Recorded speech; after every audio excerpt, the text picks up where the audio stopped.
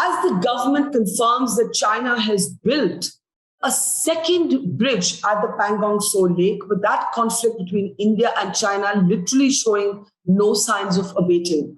Is there a way to look at the past, to look at history and understand the present? How does China actually look at India? How does China look at its own place in the world? These are some of the questions that are the subject of a fascinating new book out by one of our foremost diplomats and public intellectuals, Shyam Saran, who of course has also been India's foreign secretary. This book, as I said, examines both how China looks at India, how China looks at the world, and how China views itself. So our newsmaker on the program today is Mr. Shyam Saran. Ambassador Saran, always a pleasure speaking to you. Let me start by asking you to talk about something that has always fascinated me. As someone who has often reported on the region, I've always found myself fascinated by other parts of Asia and not so much by China. And I used to think I was the oddity till I read your book. And the book makes the argument that although there was a lot of curiosity or some amount of curiosity about India and China, especially because of Buddhism, that curiosity or intrigue in reverse was not found. What do you think is the reason for the fact that India, civilizationally, historically, was never that piqued in terms of interest by China as the other way around? I think the reason is precisely because of the way, the historical trajectories of the two countries have unfolded over the many, many years. To begin with, as you mentioned, that there was the spread of Buddhism from India into China. There was also a very, very vibrant trade relationship. Firstly through the caravan routes across Central Asia, but also virtually throughout the period that we are talking about, there was also a very, very active maritime commerce taking place, for example, from the ports of the Coromandel, of Malabar, to many of the ports on the Chinese eastern seaboard. So it is not that there was not much contact, but, the question is how much of these relationships really had an impact on public imagination. That's really important. If there was an elite in China which was interacting with an elite in India, or traders in China were interacting with traders in India, that is one set of relationships. But did this lead to actually there being an imprint of one civilization over another? And this is where the difference lies, that the spread of Buddhism went beyond finally the elite to the common people of China. And they began to see India as a kind of a wellspring of wisdom, a country which is the birthplace of Lord Buddha. Not only that, but there were many other areas where India was seen, even though China had a sense of itself as being, as you say, the Middle Empire. But here was an alternative center of civilization, of advanced culture, of knowledge, which commanded a certain degree of respect.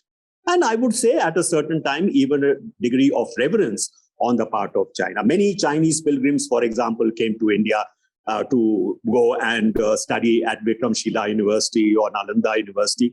Reverse is not true. Yeah. So even though there was a familiarity with China among certain quarters in India, it did not spread to the common people of India. So that's the asymmetry.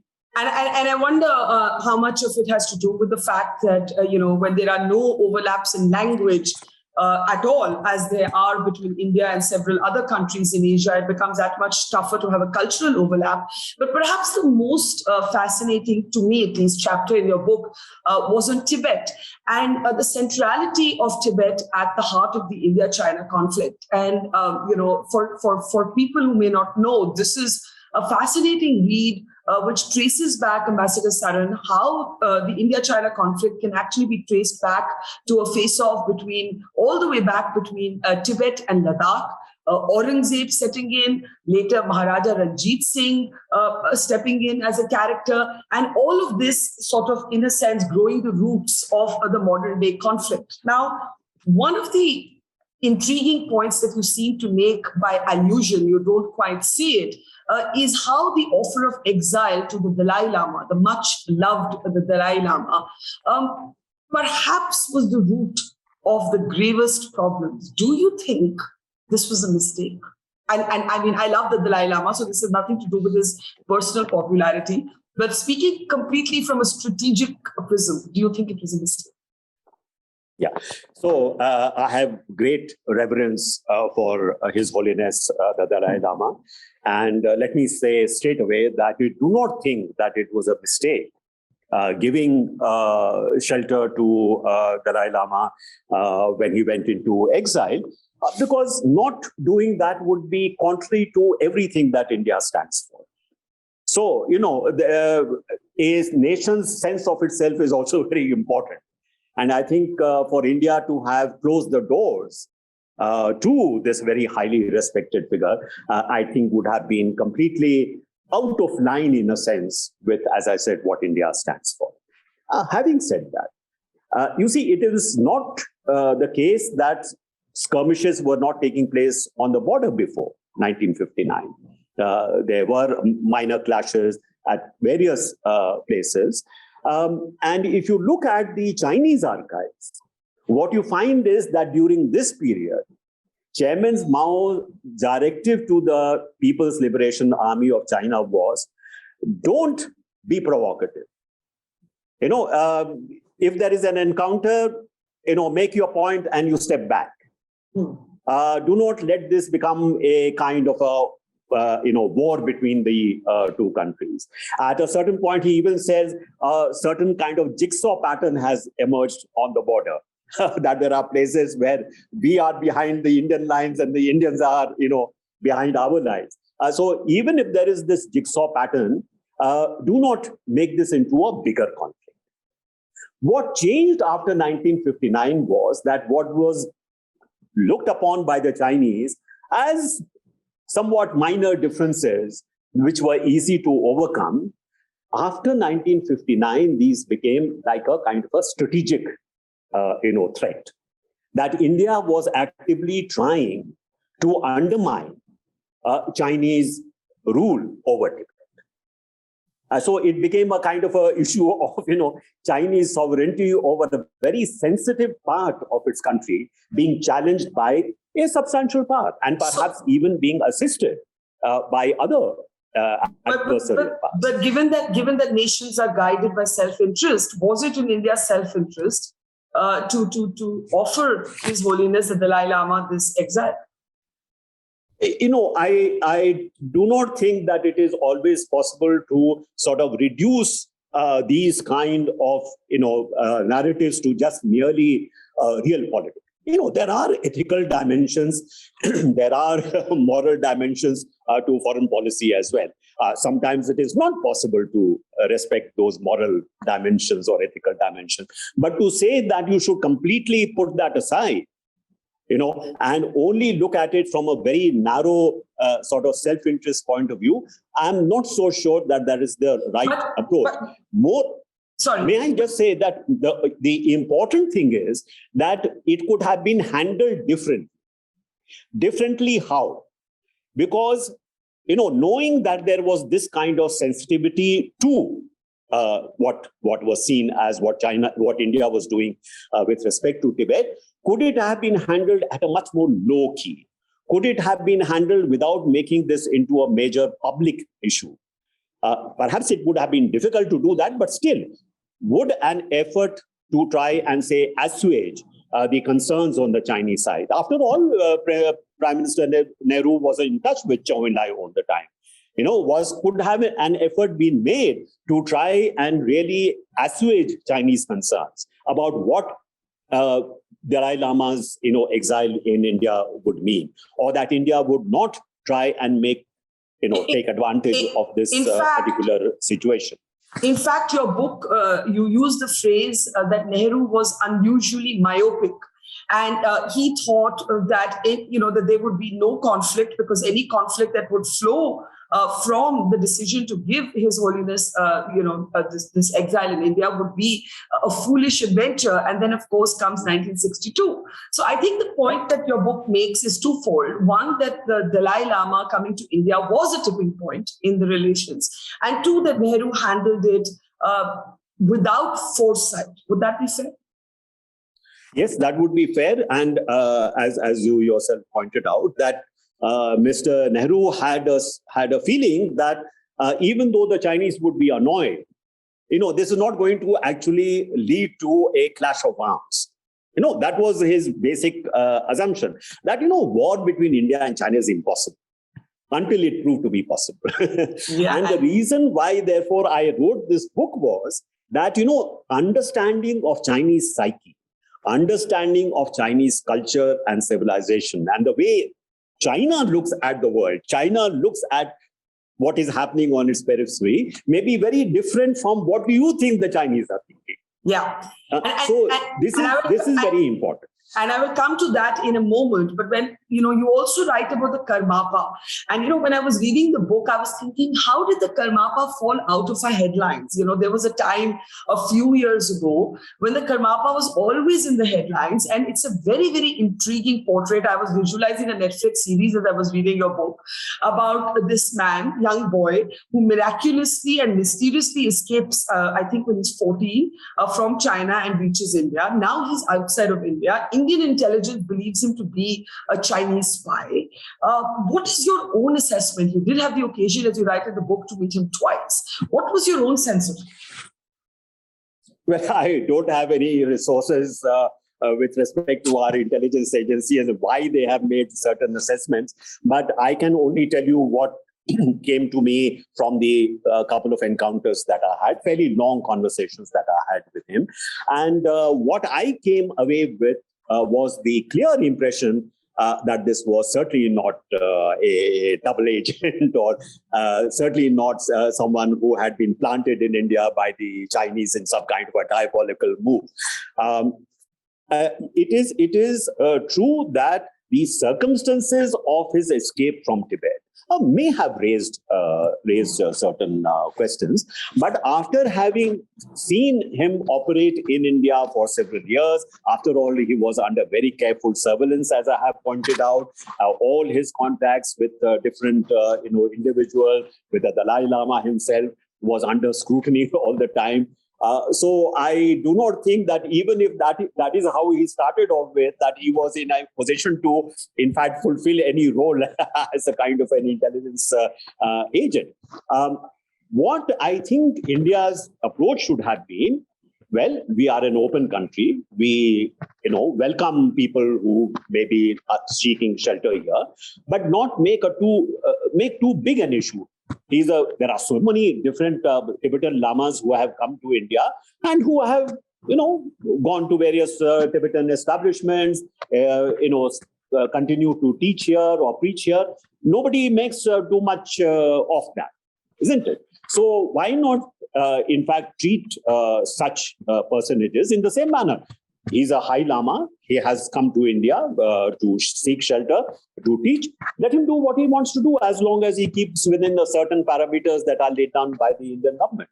But I think too much of a security prism through which we seem to be looking at various kinds of issues like this sometimes is counterproductive. I think we should have a larger political frame within which we treat such matters. It was absolutely fascinating, but let's also come to, as you said, how China sees itself. And, you write about how China under Xi Jinping is quite different, how Xi Jinping has merged sort of the state, the party and the government, the cult of personality, the hierarchical structure of power, the amendment that now, removes the cap on him continuing to be the most powerful man in China. China under Xi Jinping.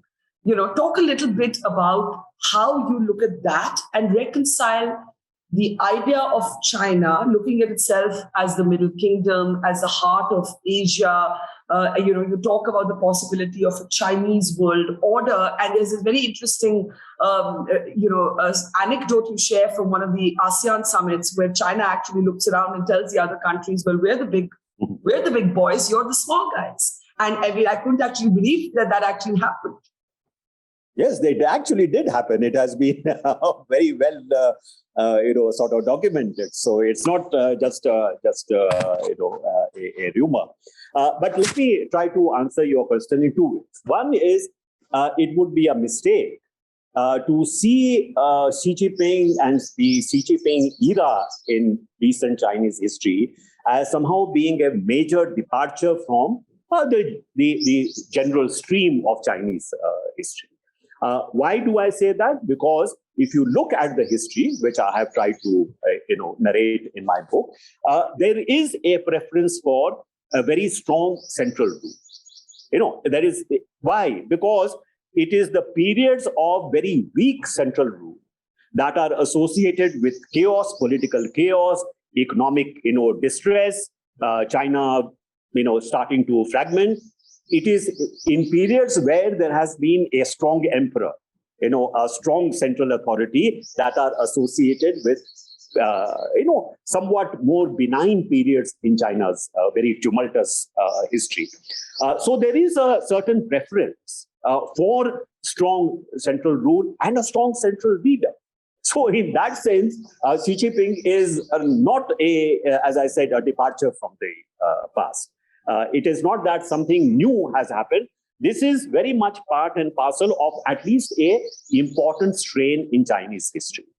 Second, I would say that with respect to what Xi Jinping has been trying to do, we see something of a return to the revolutionary era, to the rule of Mao Zedong. Why? Because during that early period, there were not very clear-cut lines of division between party, between state, and the military. They were all, in a sense, interconnected, interspersed.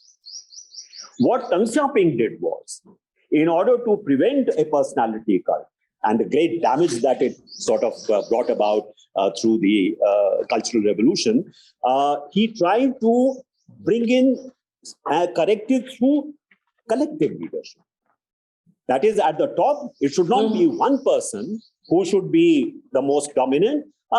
He should be like a primus inter pares, as we say sometimes, in political parties. Secondly, what he also tried to do was to bring about fairly strong divisions between, say, party and state. Party as a supervisory authority, party as the source of political authority, but the state being run professionally by people who are experts, not loyalty to the party is not necessarily the most important aspect. Similarly, with the military, that the military should be a professional military. It should be well trained. It should have, strong sort of foundations of, the military leadership, not necessarily, again, political correctness. Now, what has happened is that actually worked very well for the last 40 years, in a sense. China's reform, people think of it only as economic reforms, but I think people neglect that there were very, very key political reforms as well. So Deng Xiaoping was not going just in the direction of economic reform. He was making certain that the political reforms supported that. What Xi Jinping is doing is to actually, to a certain extent, not fully, but to a certain extent, go back to that period where he now says party rules everything. North, south, west, east, center, everything is under the rule of the party. So party is becoming a participant in rule, not merely a supervisory authority. So that's a very important change that has been brought about. And of course, as General Secretary of the party, he happens to be, therefore, the undisputed leader. So if you had to connect all of these dots from the past to what is happening today, and your book does end with the sort of post-Ukraine world that we're looking at. When Russia invaded Ukraine, there was a sense of a diminishing authority of the United States of America, certainly a weakened Europe, which continues to be the case, a Russia-China axis, and India kind of walking this diplomatic tightrope, but also being courted by all the major powers of the world. I think in your Indian Express column, you called it a rare and perishable opportunity for India to make something of this. And we'll come to what India could do. But first, let's connect the dots to what continues to take place and unfold in Eastern Ladakh. One of the ways I think in which China doesn't capture public imagination is how low-key the public response has been to the fact that this conflict is now, entering its third year, Ambassador Saran. Imagine if this were Pakistan, a much smaller adversary, but the kind of noise that there would have been around it, it's mysterious why we aren't more angry about what the Chinese are doing. How do you connect the dots between China looking at itself as the sort of indisputed center of Asia, maybe even the Middle Kingdom of the world, and what's happening in Ladakh today? Okay, so 2 or 3 elements in this story. One is that don't forget that over the last several years, particularly since the global financial and economic crisis of 2007-2008, there are 2 remarkable trends. One is that the asymmetry of power between the US and China, economic metrics, military metrics, technology metrics as well, although somewhat less. The power gap between China and the US has been shrinking. Okay. On the other hand, what was seen, for example, during the time that I was foreign secretary, 2004 to 2006, even though there was a power asymmetry between India and China, but India was seen as shrinking that gap.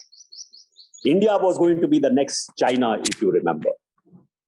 China was trying to court India by saying, let us have a strategic and cooperative partnership, because they were afraid that India was perhaps going closer to the US thanks to the Indo-US nuclear deal, for example. Now, so they were more amenable in a sense, more sensitive to Indian concerns. After the global financial and economic crisis, what you have is that the power gap between US and China has been shrinking, while the power gap between India and China has been actually expanding, continues to expand. So there has been a sense in China that actually, as Xi Jinping says, we are in the midst of changes unseen for a century, right?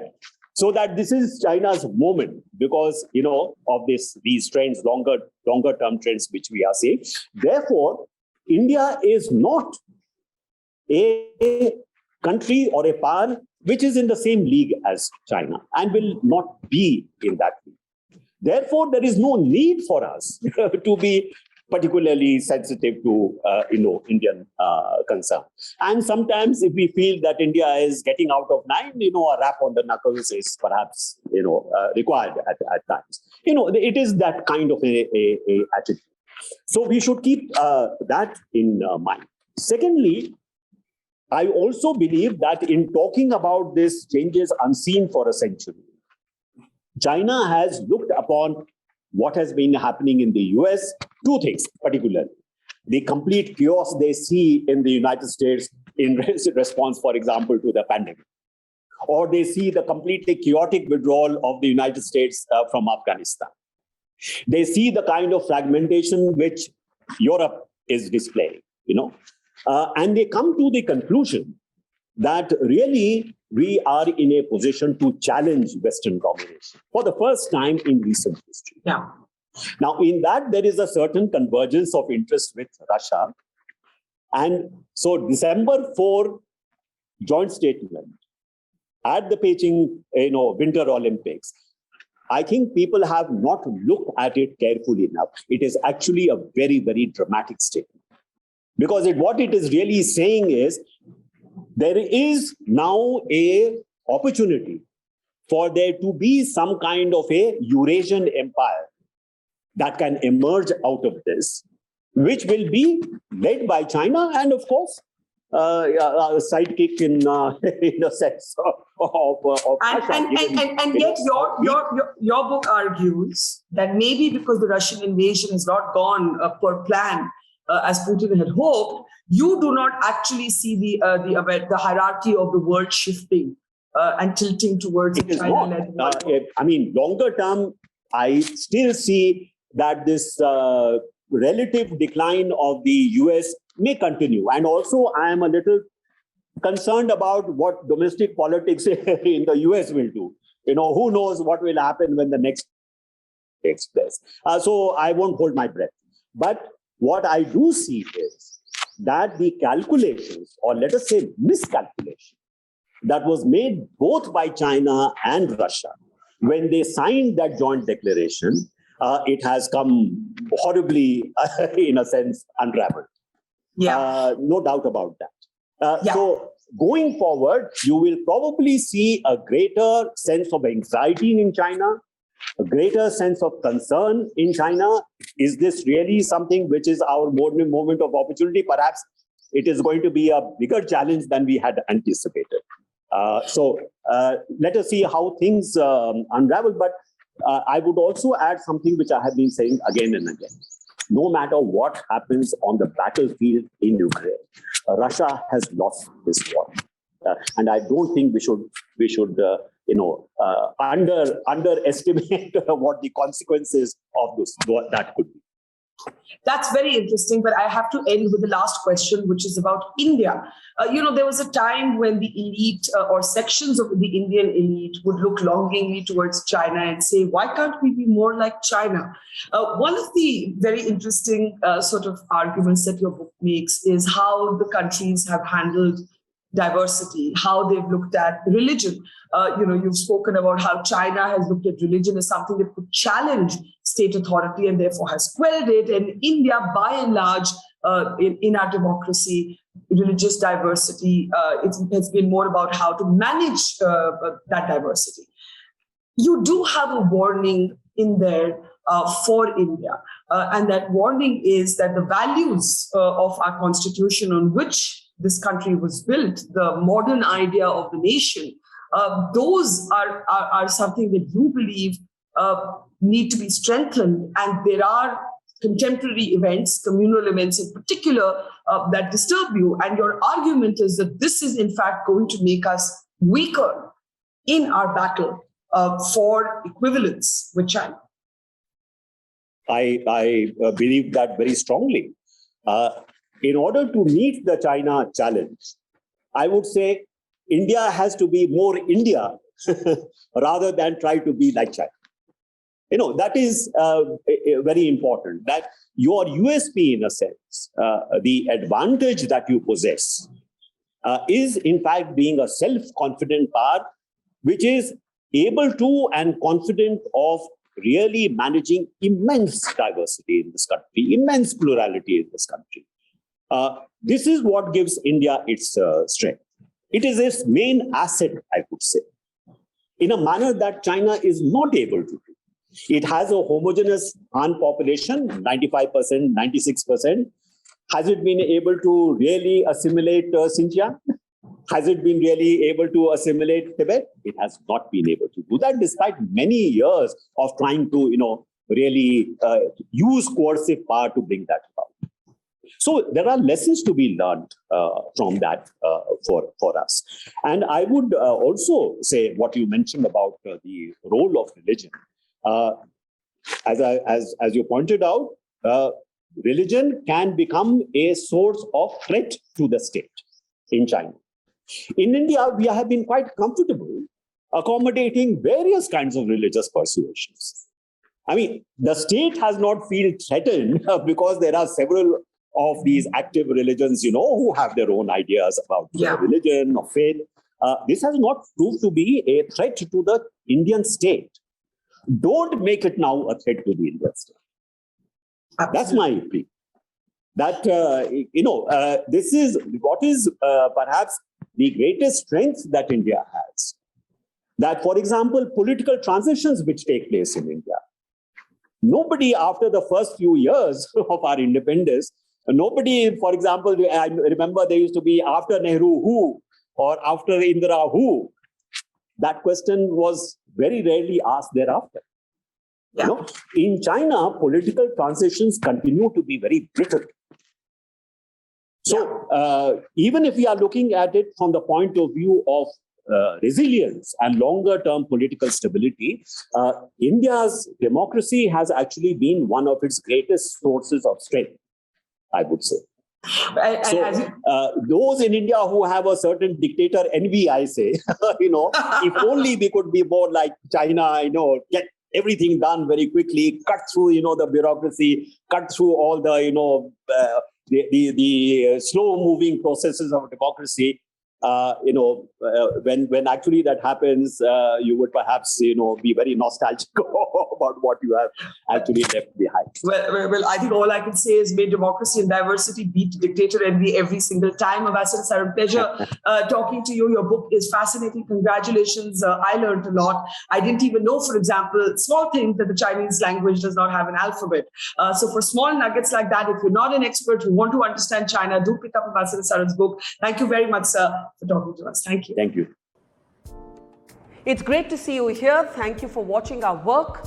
If you haven't subscribed yet, don't forget to click the bell icon and subscribe to Mojo Story and support independent, robust journalism.